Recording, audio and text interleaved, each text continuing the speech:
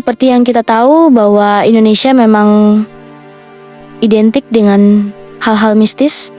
Banyak cerita horor Indonesia yang beredar di masyarakat dan menjadi perbincangan hingga ke generasi selanjutnya.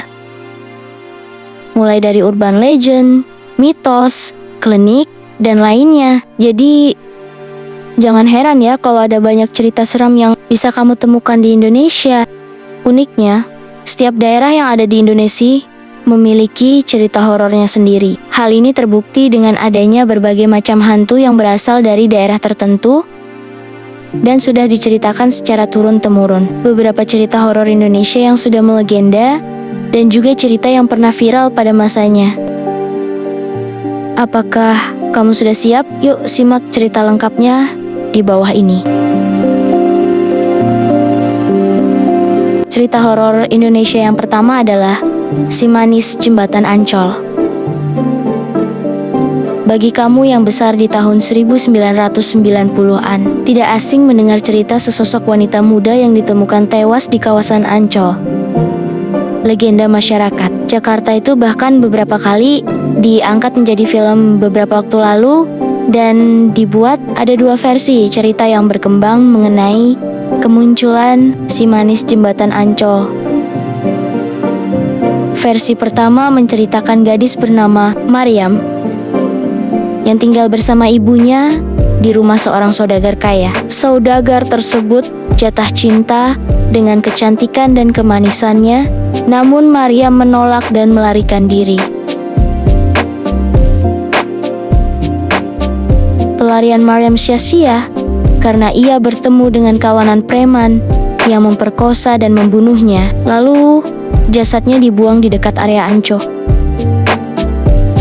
Versi kedua menceritakan seorang gadis bernama Ariyah yang tidak jauh berbeda nasibnya dengan Maryam yang akan dinikahi oleh seorang juragan kaya bernama Oe Tambasia. Ariyah melarikan diri, namun ia berhasil ditangkap oleh para preman tangan kanan Oe Tambasia. Meski sempat melakukan perlawanan, namun ia tidak sanggup melawan karena tenaganya tidak sebanding. Akhirnya, Ariyah tewas di tangan para preman tersebut.